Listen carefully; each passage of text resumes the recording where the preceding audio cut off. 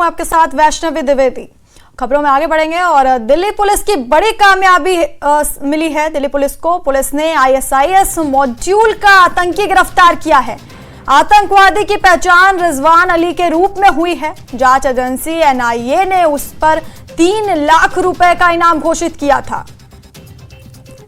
तो दिल्ली पुलिस की यह बड़ी कामयाबी सामने आई है, जहां पर पुलिस ने आईएसआईएस मॉड्यूल का आतंकी गिरफ्तार किया है। आतंकवादी की पहचान रिजवान अली के रूप में हुई। जांच एजेंसी एनआईए ने उस पर 3 लाख रुपए का इनाम घोषित किया था। तो दिल्ली से ये आईएसआईएस का आतंकी गिरफ्तार किया गया है। एनआईए की मोस्ट वांटेड लिस्ट में यह आतंकी शामिल था। दिल्ली पुलिस की स्पेशल सेल ने इसे गिरफ्तार किया। आतंकवादी की पहचान रिजवान अली के रूप में हुई है और एनआईए ने उस पर 3 लाख रुपए का इनाम रखा था।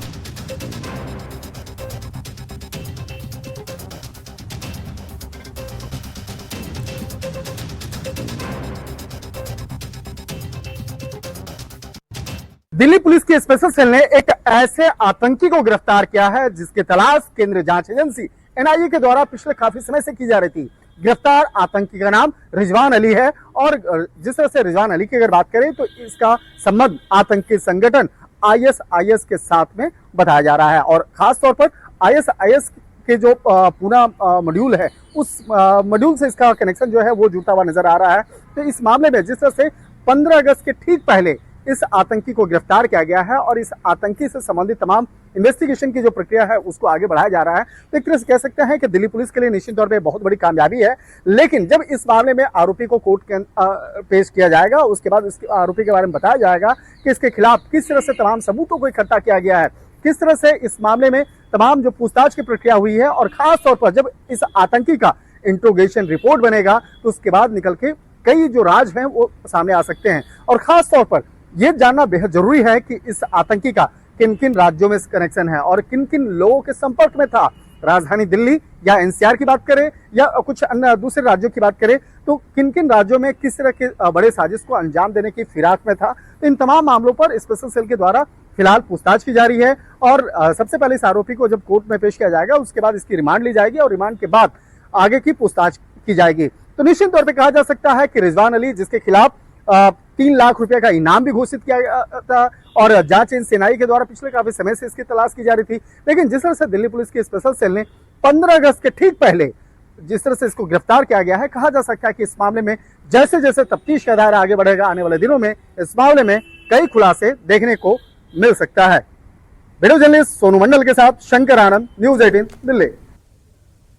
और बड़ी खबर आपको बता रहे हैं, मनीष सिसोदिया को जमानत मिल गई है। सुप्रीम कोर्ट ने मनीष सिसोदिया को जमानत दे दी है। शराब घोटाले में मनीष सिसोदिया को जमानत मिली है। आज ही जेल से बाहर आ सकते हैं मनीष सिसोदिया।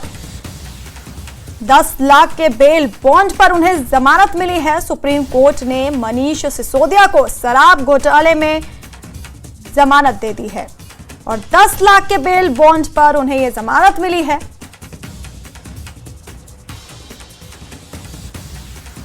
ये जेल से बाहर आ सकते हैं मनीष सिसोदिया। शराब घोटाले में मनीष सिसोदिया को जमानत मिली। 10 लाख के बेल बॉन्ड पर सुप्रीम कोर्ट ने सिसोदिया को जमानत दे दी।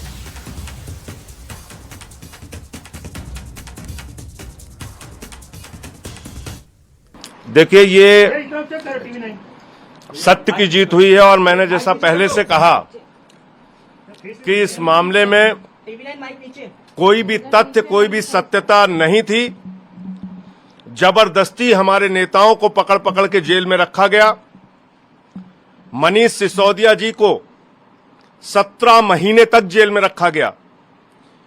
क्या भारत के प्रधानमंत्री उनके जीवन के इन 17 महीनों का हिसाब देंगे? क्या भारतीय जनता पार्टी उनके इन जीवन के 17 महीनों का हिसाब देगी, जो शायद दिल्ली के स्कूलों को बनाने में काम आता, बच्चों को अच्छी शिक्षा देने में काम आता? जिंदगी के वो 17 महीने आपने जेल में डालकर बर्बाद किए मनीष सिसोदिया के।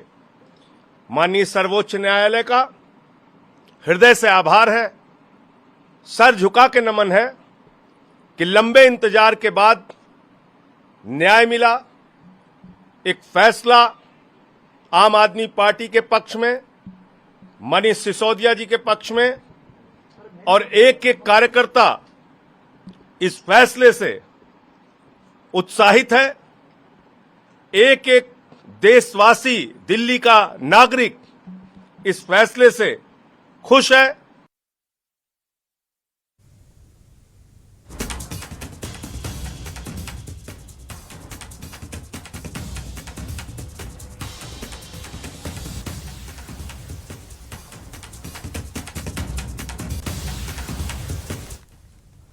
और चुनाव आयोग के जम्मू कश्मीर दौरे का आज दूसरा दिन है। श्रीनगर में आयोग की टीम ने सियासी पार्टियों के प्रतिनिधियों सहित विभिन्न हितधारकों के साथ बातचीत की। उसके बाद चुनाव आयोग के प्रतिनिधि मंडल ने जिला चुनाव अधिकारियों और पुलिस अधीक्षकों के साथ चुनावी तैयारियों की समीक्षा की। आज चुनाव आयोग मुख्य सचिव और पुलिस महानिदेशक के साथ बैठक करेगा। इसके बाद चुनाव आयोग की टीम जम्मू के लिए रवाना होगी। जम्मू में आयोग प्रेस कॉन्फ्रेंस करेगा।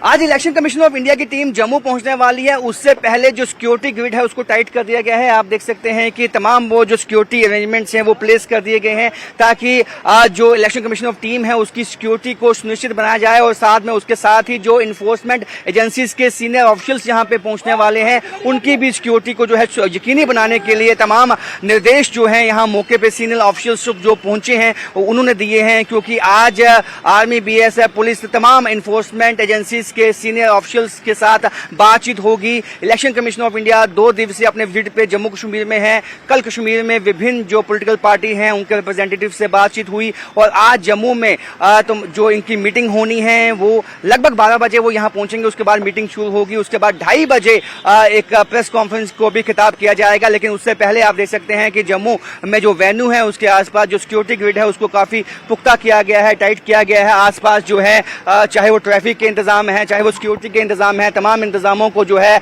खुद यहाँ पे सीनियर ऑफिशियल्स पहुंचे हैं, उन्होंने उसकी समीक्षा की है। क्योंकि बहुत ही अहम ये मीटिंग है क्योंकि ये फैसला होगा इस मीटिंग के बाद कि क्या जम्मू कश्मीर में वाकई ही असेंबली चुनाव होंगे, अगर होंगे तो कब तक होंगे, क्या बाकी स्टेट्स के साथ होंगे। तो ऐसे में जहाँ पे विभिन्न पॉलिटिकल पार्टीज की भी ये मांग है कि यहाँ इलेक्शन जल्द होने चाहिए। और ऐसे में ECI जो है आज तमाम जो स्टेक होल्डर्स है जब उनसे बातचीत उनकी हो चुकी है उसके बाद जो असली खाका है, क्या संकेत वो देंगे, वो आज प्रेस कॉन्फ्रेंस में खिताब करेंगे। कैमरामैन नारायण दत्त के साथ राजन वैद, न्यूज़ 18 जम्मू। कांग्रेस नेता रविंद्र शर्मा ने बताया कि हमने चुनाव आयोग के प्रतिनिधिमंडल से मुलाकात की। रविंद्र शर्मा ने कहा कि हमने उम्मीदवारों को पर्याप्त सुरक्षा मुहैया कराने की भी बात कही है और नेशनल कॉन्फ्रेंस के साथ मिलकर चुनाव लड़ने के बारे में हाईकमान से बात करेंगे। अभी आपकी मीटिंग हुई, डेलीगेट से मिले, आप क्या कहना था, आपकी जो रिप्रेजेंटेशन गई थी? देखिए, हमने कहा दिया कि हम 30 सितंबर से पहले चुनाव चाहते हैं और तैयार हैं। और दूसरा कह दिया कि हालात जो खराब हुए हैं उसमें सिक्योरिटी वोटर्स की, वर्कर्स की और लीडरों की निश्चित की जाए क्योंकि ओपोजिशन लीडर्स के साथ सिक्योरिटी में यहाँ इंसाफ नहीं है। सीनियर लीडर्स को सिक्योरिटी प्रॉपर नहीं देते, वो बात हमने उनके नोटिस में लाई। और भी सुझाव के जो नोमैडिक कम्युनिटी इस वक्त पहाड़ों पे है उनको वोटिंग राइट इंश्योर करिए और तमाम पोलिंग स्टेशन और लोगों को दूर पोलिंग स्टेशन पे चलना पड़ता है, वो सुझाव अपने इलेक्शन कमीशन को बता दिए। उन्होंने सुना, पेशेंटली सुना और हमें लगता है कि चुनाव होने चाहिए और होंगे। और एक आखिरी सवाल ये बताइए कि आप अलायंस में लड़ेंगे यहाँ इंडिया अलायंस में कांग्रेस के साथ? देखिए, ये सवाल तो फैसला होगा। अभी हमारी मीटिंग भी है दिल्ली में, इन पे चर्चा चलती रहेगी। बीजेपी नेता RS पठानिया ने बताया कि पार्टी के नेताओं ने चुनाव आयोग के प्रतिनिधियों से मुलाकात की है। हमने आयोग के प्रतिनिधियों से कहा कि चुनाव 30 सितंबर से पहले पूरे हो जाने चाहिए। गठबंधन के बारे में बात करते हुए पठानिया ने कहा कि हाईकमान तय करेगा कि हम गठबंधन में शामिल होंगे या अकेले लड़ेंगे। आप बताएं कि आज आप मिले अभी इलेक्शन कमीशन ऑफ इंडिया से, सबसे बड़ा सवाल यहाँ इलेक्शन होंगे या नहीं होंगे? देखें, इलेक्शन करना या ना करना ये इलेक्शन कमीशन ऑफ इंडिया जो अपने आप में एक इंडिपेंडेंट अथॉरिटी, ये उनका एक डोमेन है। भारतीय जनता पार्टी सिर्फ जम्मू कश्मीर में नहीं, हर जगह डेमोक्रेसी की, प्रजातंत्र भारतीय जनता पार्टी का एक मूल मंत्र है, भारतीय जनता पार्टी की विचारधारा का एक बेसिक है। जम्मू कश्मीर में भी भारतीय जनता पार्टी जल्द विधानसभा चुनावों की हितैषी है। आज भी इलेक्शन कमीशन को कहा गया कि जैसा कि सरकार ने अप्राइज किया है सुप्रीम कोर्ट में और कि वर्ष 2024 में चुनाव होने चाहिए और इलेक्शन कमीशन ऑफ इंडिया भी उसी तैयारियों में लगा है। हमने कहा कि 30 सितंबर से पहले जम्मू कश्मीर में विधानसभा चुनाव कंक्लूड किए जाएं, नॉट प्रोसेस शुरू की जाए, 30 सितंबर से पहले कंक्लूड किया जाए। And I am hopeful acting upon that judgement also, ये चुनाव 30 सितंबर की ही टाइमलाइन में कंक्लूड होंगे। वन लास्ट क्वेश्चन, बीजेपी जो है वो तमाम सीट्स पे लड़ेंगे? भारतीय जनता पार्टी गठबंधन में लड़ेगी कि नहीं लड़ेगी, ये एक एप्रोप्रिएट लेवल पे जिसे कहते हैं दिल्ली में देखा जाएगा। लेकिन मैं एक जिसे कहते हैं पार्टी की तरफ से औपचारिक नहीं, प्रवक्ता औपचारिक तो, लेकिन अनौपचारिक आपको बता दूं, जो लग रहा है कि भारतीय जनता पार्टी अपने दम पे ही चुनाव लड़ेगी। इसके वरिष्ठ नेता शमी ओबरॉय ने भी कहा कि हमने चुनाव आयोग के प्रतिनिधि मंडल से लेवल प्लेइंग फील्ड के बारे में बात की है। साथ ही शमी ओबरॉय ने कहा कि प्रतिनिधि मंडल ने हमें आश्वासन दिया है कि चुनाव समय पर होंगे। गठबंधन के मुद्दे पर शमी ओबरॉय ने कहा कि अभी तय करना बाकी है कि अकेले चुनाव लड़ना है या कांग्रेस के साथ गठबंधन करना है। इलेक्शन करें, यहाँ लोगों को अपनी सरकार मिले। हम कितनी दफा इलेक्शन कमीशन के पास आए हैं, इलेक्शन कमीशन यहाँ आए, हर दफा हमने इनको कहा कि अब हद हो गई। 10 साल से यहाँ असेंबली के इलेक्शन नहीं हुए हैं, 2018 से हमें यहाँ अपनी सरकार नहीं बनाने का मौका मिला। अब वो आप जो है कोई वजह नहीं है, क्योंकि अभी हाल ही में पार्लियामेंट के इलेक्शन भी हुए, उसके बाद कोई वजह नहीं है कि असेंबली के इलेक्शन नहीं कराए जा सकते। और हमें उम्मीद है कि इस दफा इलेक्शन कमीशन का जो एटीट्यूड लगा और उन्होंने जो हमें एश्योरेंस दिए, तो असेंबली इलेक्शन हमें जल्दी जो है रियासत में मिलेंगे। सर, उनकी तरफ से कैसा रेस्पॉन्ड रहा? मैंने कहा बड़ा पॉजिटिव था। उन्होंने ये कहा कि हम पहले भी आए हैं, लेकिन कुछ उनको थी जो उन्होंने कहा कमियां थी, जो उन्होंने पूरी कर ली हैं। तो मुझे लगता है कि उनका जो आज हमें एटीट्यूड लगा, तो शायद बहुत जल्द हमें इलेक्शन की अनाउंसमेंट यहाँ सुनने में। लास्ट टाइम जब इलेक्शन रैलीज करते थे तो लीडर्स को they were stopped from हमने इनसे वो बात की कि एक तो हमको परमिशन नहीं मिलता है टाइम पे, और अगर परमिशन में मिलता है तो वो उसको आर्बिट्रली विड्रॉ किया जाता है। कहीं कहीं हमको जो रैली करते करते रोका जाता है। जैसे हमने देखा कि एक दफा उमर साहब को 20 मिनट पहले ही बोला कि आप तकरीर बंद कर दो। यहाँ हमारे सोपोर और बारामूला जिले में कहीं जगह थे तो उन्होंने 2 दिन पहले उसका परमिशन विड्रॉ किया था। इस दफा उन्होंने ये एश्योर किया है कि आप ऑनलाइन वो डाल दीजिए, हम एश्योर करेंगे कि आपको परमिशन वक्त पे मिले और आपको सिक्योरिटी के हवाले से कोई दिक्कत ना आए। कहा था कि we are planning to fight solo this time, so are we not going to see India alliance? Let us see, अभी इलेक्शन अनाउंस हो तो फाइनल डिसीजन जो होगा वो लीडरशिप करेगी। डॉक्टर साहब का, उमर साहब का जो फैसला होगा वही होगा।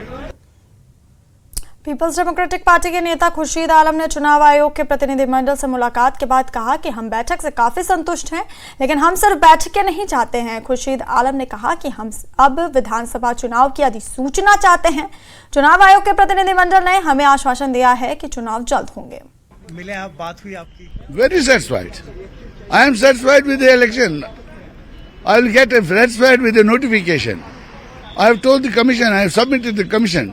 The only thing is that all we demand is not meetings. We demand election. We demand notification.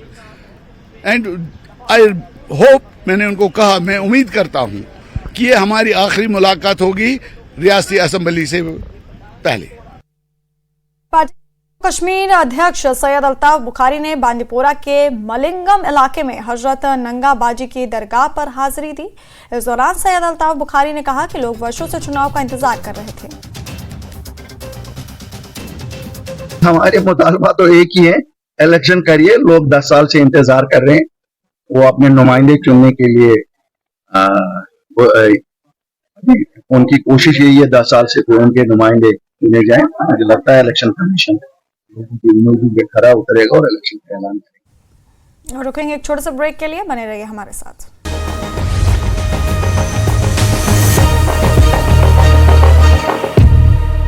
कल हुई जलमग्न, नहर टूटने के कारण अभी नहीं चल पाया। पंचकूला में WD रेस्ट हाउस में हरियाणा विधानसभा अध्यक्ष ज्ञानचंद गुप्ता ने की पीसी कहा 11 अगस्त से 15 अगस्त तक पूरे हरियाणा में बीजेपी घर घर तिरंगा अभियान करेगी शुरू। 50,000 झंडे घरों में लगाने का कोशिश। रेवाड़ी में बीजेपी एससी मोर्चा की हुई बैठक के बाद बोले बीजेपी नेता लोकसभा चुनाव में एससी वोट बीजेपी को न मिलने में विदेशी ताकतों की भूमिका, कांग्रेस के लोग करते हैं गंदी राजनीति। बहादुरगढ़ नगर परिषद के कार्यकारी अधिकारी ने शहर का किया निरीक्षण, बेसमेंट में चल रहे अवैध कोचिंग सेंटर को बंद करने के दिए निर्देश। यमुनानगर में कृषि विभाग के अधिकारियों ने किसानों को किया जागरूक। धान की खेती को लेकर किया जागरूक। एसडीआर और पारंपरिक धान की खेती के बारे में दी जानकारी। नूह में बजरंग दल के कार्यकर्ता की पिटाई का वीडियो हुआ वायरल। मोहित प्रजापति की पिटाई से प्रजापति समाज में खासा रोष। पुलिस ने शिकायत मिलते ही मामले की जांच शुरू की। गोहाना के सिंचाई विश्राम गृह में जननायक जनता पार्टी के कार्यकर्ताओं की हुई बैठक में 11 अगस्त को बड़ौदा हलके में कार्यकर्ता सम्मेलन को लेकर हुई चर्चा। योगेश्वर दत्त ने विनेश फोगाट के डिस्क्वालीफाई होने पर दिया बयान। विनेश फोगाट का डिस्क्वालीफाई होना देश को हुआ नुकसान। भूपेंद्र सिंह हुड्डा पर विनेश फोगाट के मामले में राजनीति करने का भी लगाया आरोप। गोहाना में पुलिस की बड़ी लापरवाही। बाइक चोरी में पकड़े 2 आरोपी पुलिस को चकमा देकर फरार। रिमांड के दौरान पुलिस वालों को धक्का देकर हुए फरार। हरियाणा सरकार में वित्त मंत्री जेपी दलाल ने कांग्रेस पर लगाया आरोप। कांग्रेस झूठ बोलकर मांगती वोट। कांग्रेस ऐसे ही झूठ बोलती रही तो हमेशा के लिए हो जाएगी खत्म। कुरुक्षेत्र के पटाक माजरा गांव पहुंचे सीएम नायब सैनी। निजी कार्यक्रम में शिरकत करने पहुंचे सीएम। बीजेपी जिलाध्यक्ष सरस्वती हेरिटेज बोर्ड उपाध्यक्ष धुम्मन सिंह किरमिच रहे मौजूद। शिमला में सचिवालय में हुई सुखू कैबिनेट की अहम बैठक में कैबिनेट ने खोला नौकरियों का पिटारा। टांडा मेडिकल कॉलेज में 450 पद भरने का लिया गया फैसला। पैरामेडिकल स्टाफ की भी होगी भर्ती। रामपुर में 8वें दिन भी सर्च ऑपरेशन जारी। अब तक 10 शव किए गए बरामद और अभी भी 33 लोग हैं लापता। हिमाचल प्रदेश प्रशासनिक सेवाओं के 18 पर्यवेक्षाधीन अधिकारियों ने मुख्यमंत्री सुक्खू से की भेंट। मुख्यमंत्री ने अधिकारियों को दी शुभकामनाएं। प्रदेश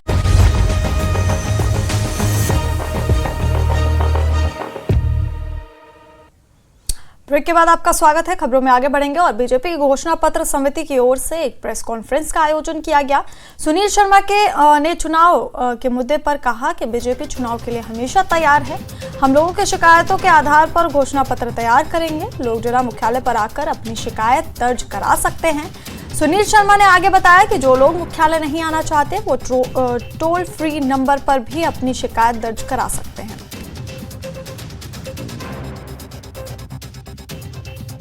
कश्मीर की जनता को आह्वान करना चाहते हैं, गुजारिश करना चाहते हैं कि जो भारतीय जनता पार्टी का मकसद है, चाहे चुनाव हो, चुनाव में शिरकत करना, लेकिन चुनाव से पहले जो लोगों के कंसर्न्स हैं, जो लोगों के इश्यूज हैं, जो लोगों की समस्याएं हैं, जो लोगों की दुश्वारियां हैं, वो सब हमारे समक्ष रखें ताकि हम एक घोषणा पत्र बनाएं, ताकि हम मैनिफेस्टो बनाएं, कॉमन कंसेंसस इश्यूज पे बना के जो हम सरकार बनाने के बाद उन इश्यूज को रिजॉल्व करें।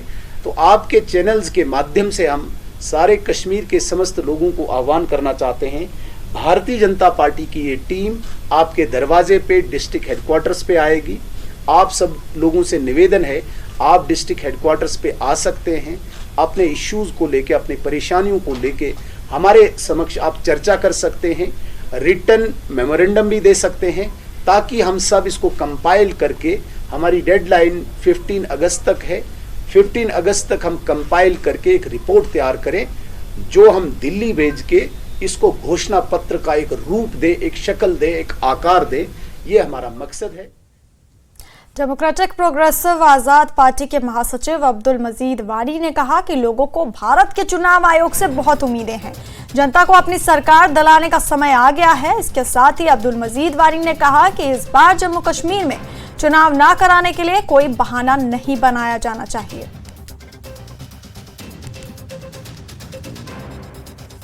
लोगों की उम्मीदें हैं, वाबस्ता हैं chief election commission of India से, हिंदुस्तान के निज़ाम से, और कि एक लोगों को अपनी हुकूमत मिलनी चाहिए और उस हुकूमत के दरवाजे खुले होने चाहिए, लोगों के काम बनने चाहिए, और जिसके लिए इलेक्शन बहुत ज़रूरी है और इलेक्शन रियासत जम्मू कश्मीर में होना चाहिए।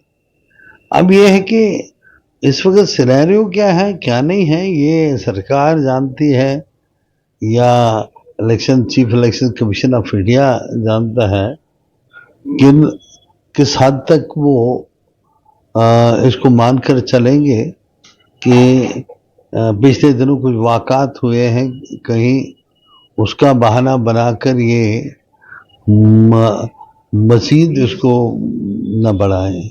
लगता है कि chief election commission of India सब पार्टीज के साथ मिलकर बात करेंगे, मीटिंग करेंगे और उसका जो रिजल्ट निकलेगा अच्छा एक रिजल्ट होगा। आने वाले वक्त में इलेक्शन रियासत जम्मू कश्मीर में हो जाएंगे।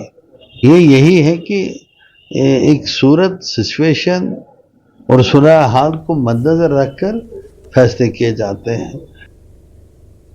और कुलगाम से बड़ी खबर आ रही है, जहां सुरक्षा बलों ने आईडी डिटेक्ट किया है, सड़क पर यातायात को रोक दिया गया है और बम निरोधक दस्ता मौके पर पहुंच गया है। तो कुलगाम से बड़ी खबर आपको बता रहे हैं, जहां सुरक्षा बलों ने आईडी डिटेक्ट किया, सड़क पर यातायात को रोक दिया गया है और बम निरोधक दस्ता मौके पर पहुंच गया है। कुलगाम में सुरक्षा बलों ने आईडी डिटेक्ट किया, जिसके बाद सड़क पर यातायात को रोका गया और फिलहाल बम निरोधक दस्ता मौके पर पहुंच गया है।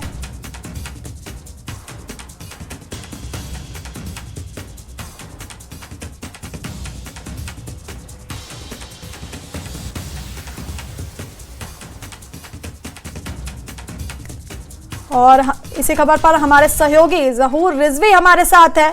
जहूर, तो सुरक्षा बलों ने आईडी डिटेक्ट किया है और बम निरोधक दस्ता मौके पर पहुंच गया है, क्या स्थिति है अभी वहां पर?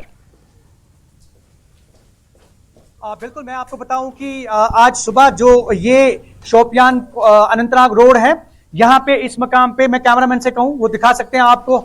यहाँ पे इस मकाम पे जो है, जहाँ पे अभी ये हमारे नाजरीन को, हमारे व्यूअर्स को ये बोरियां दिख रही है, बिल्कुल यहाँ पे एक जो है सस्पिशियस आर्टिकल जो है वो पाया गया और जैसा कि इब्तिदाई जो खबर थी उसमें बताया गया कि वो जो है एक आईडी हो सकती है। उसके फौरन बाद इस पूरे रास्ते को जो है वो सील कर दिया गया था और किसी भी आने जाने वाले को जो है इस सड़क पे चलने की इजाजत जो है वो नहीं दी जा रही थी। ऐसे में जो है बम दस्ता जो है वो पहुंच गया, उन्होंने इसको डिटेक्ट किया, डिफ्यूज किया और कुल मिलाकर अगर हम बताएं कि ये यातायात जो है अब बहाल कर दी गई है इस सड़क पे, लेकिन इससे पहले जो यहाँ पे मूवमेंट थी वो बिल्कुल बंद थी कंप्लीट। इवन किसी भी शख्स को चलने की इजाजत नहीं दी जा रही थी इस सड़क पे।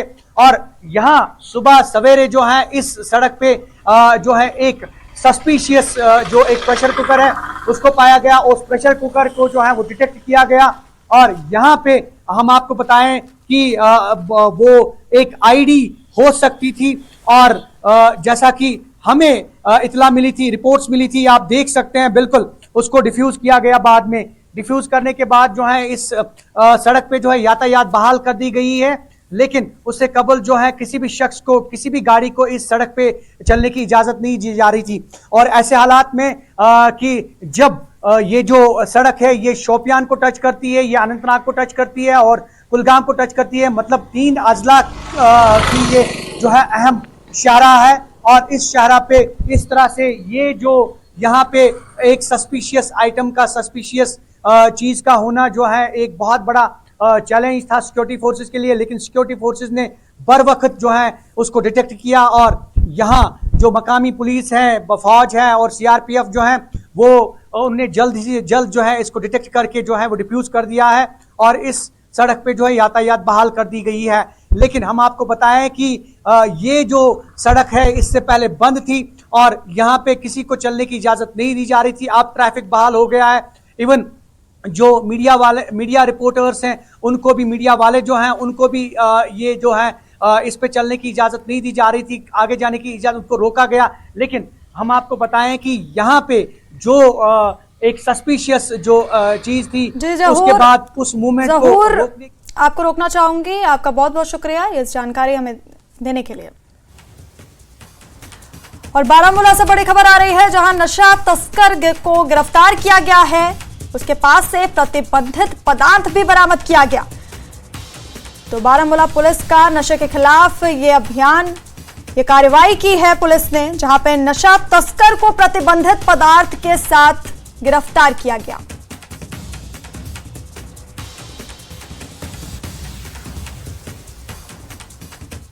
बारामूला से आपको बड़ी खबर बता रहे हैं, जहां पुलिस ने नशा तस्कर को गिरफ्तार किया है और उसके पास से प्रतिबंधित पदार्थ को बरामद किया गया है।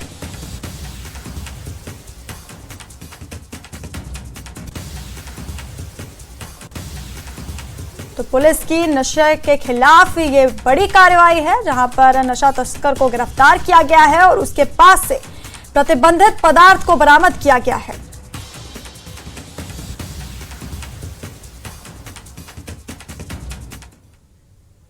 और बुलेटिन में फिलहाल के लिए इतना ही। बने रहिए हमारे साथ, देखते रहिए न्यूज़ 18 JKLH। नमस्कार।